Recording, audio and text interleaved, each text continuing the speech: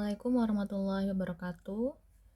Pertemuan kali ini kita akan melanjutkan dari bab 7, yaitu tentang rekonsiliasi saldo bank.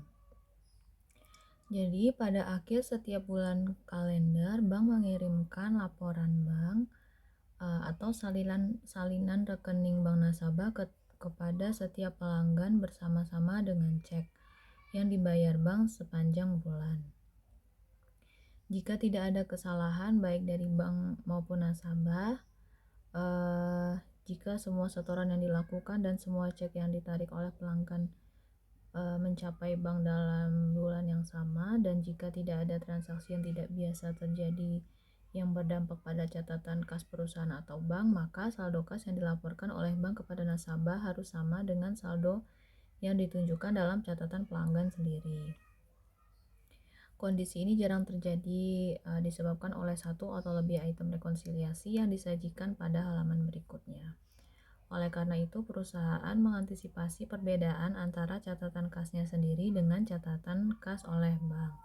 Oleh karena itu, perusahaan harus merekonsiliasi kedua saldo tersebut untuk menentukan perbedaan antara keduanya.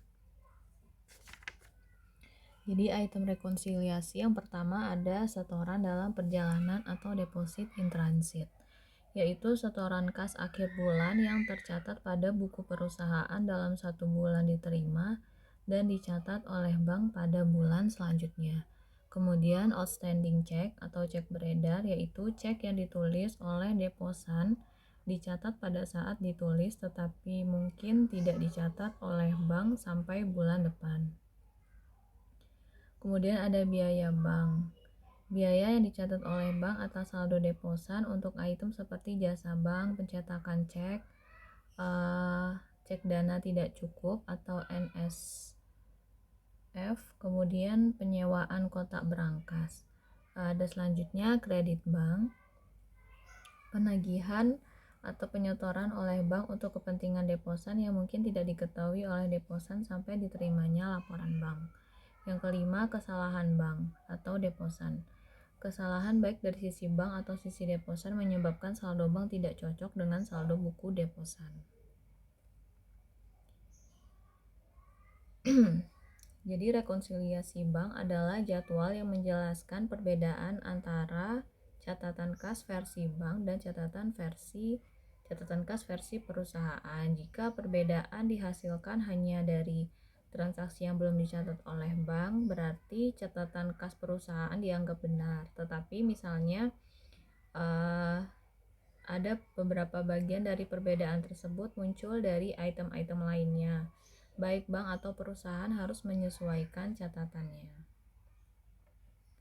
Perusahaan dapat mempersiapkan dua bentuk rekonsiliasi bank. Salah satu bentuk melakukan rekonsiliasi dari saldo laporan bank ke saldo buku atau sebaliknya. Bentuk lainnya yaitu merekonsiliasi saldo bank dan saldo buku ke saldo kas yang benar. Ini merupakan bentuk dan isi rekonsiliasi bank. Pertama yaitu ada saldo per laporan bank. Kemudian kita tambah dengan setoran dalam perjalanan, kemudian penerimaan belum disetor, kemudian kesalahan bank yang membuat saldo laporan bank terlalu kecil. Karena saldo laporannya terlalu kecil, jadi kita tambah. Di sini ditambahin setoran dalam perjalanan. Kemudian kita kurangi dengan cek beredar, kemudian kesalahan bank yang membuat saldo laporan bank terlalu besar. Nah, kemudian kita menghasilkan saldo kas yang benar. Kemudian untuk saldo kas per buku deposan, kita tambahkan kredit dan penagihan bank yang belum tercatat dalam buku.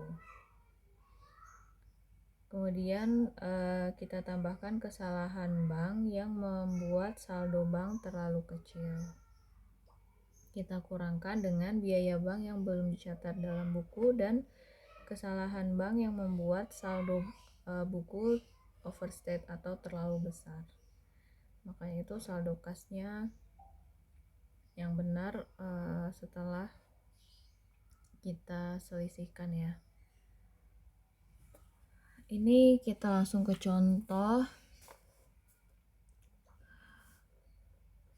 Nugget Mining Company.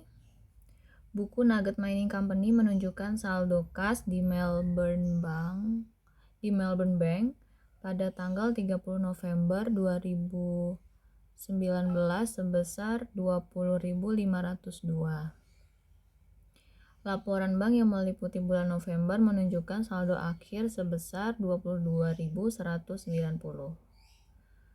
Nah, kemudian jadi beda ya kalau catatan kas perusahaan sebesar 20.502, sedangkan catatan bank 22.190. Nah, kemudian kita harus merekonsiliasi supaya antara catatan bank dan perusahaan itu harus sama.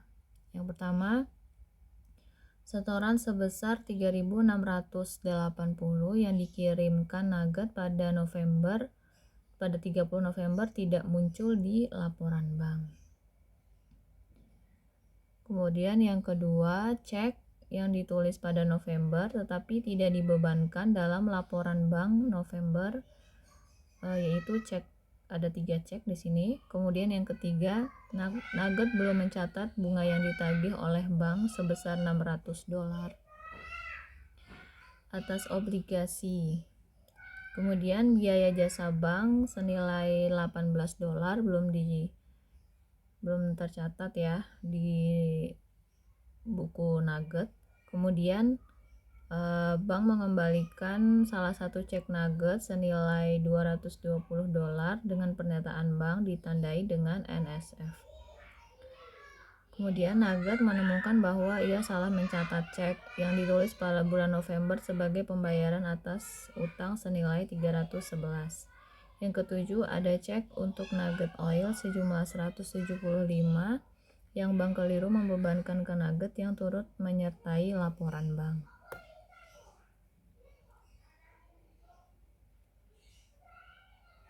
Kemudian ini rekonsiliasi banknya. Tadi yang bank sebesar 22.190, sedangkan yang deposan atau perusahaannya sebesar 20.502. Kemudian kita tambahkan deposit in transit yang nomor 1. Setoran bank 3.680 yang dikirimkan Nugget tidak muncul di laporan bank. Jadi kita tambahkan di laporan bank. Kemudian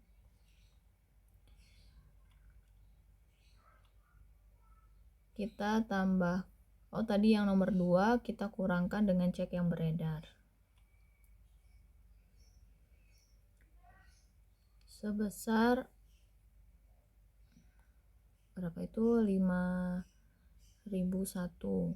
Jadi kalian tambahkan aja 3 ceknya, 150 ditambah 4.820 ditambah $31.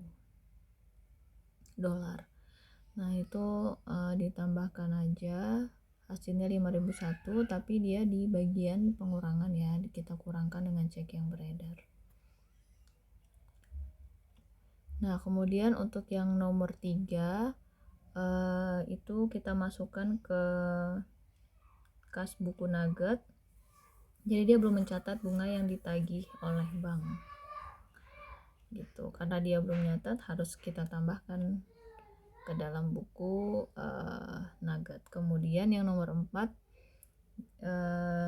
biaya jasa bank belum tercatat pada buku Nugget ini. Jadi kita kurangi dengan jasa bank. Kemudian yang nomor 5 yaitu NSF-nya sebesar $220. Kemudian kita tambahkan yang nomor 6, salah mencatat cek 7322 sebesar 131 sebagai pembayaran atas utang senilai 311. Kenapa 180?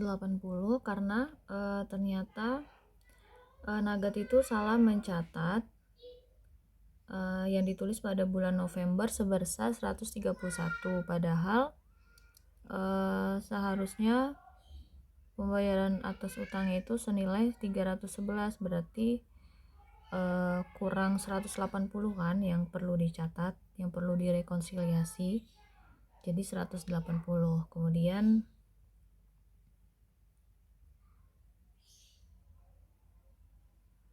Kemudian yang nomor 7 yaitu kesalahan. Ada cek untuk Nugget sejumlah 175 yang bank keliru membebankan ke Nugget yang turut menyertai laporan bank. Jadi ditambah 175. Maka kalau misalnya udah direkonsiliasi, hasil yang benar yaitu saldo bank dan juga saldo deposan itu sama.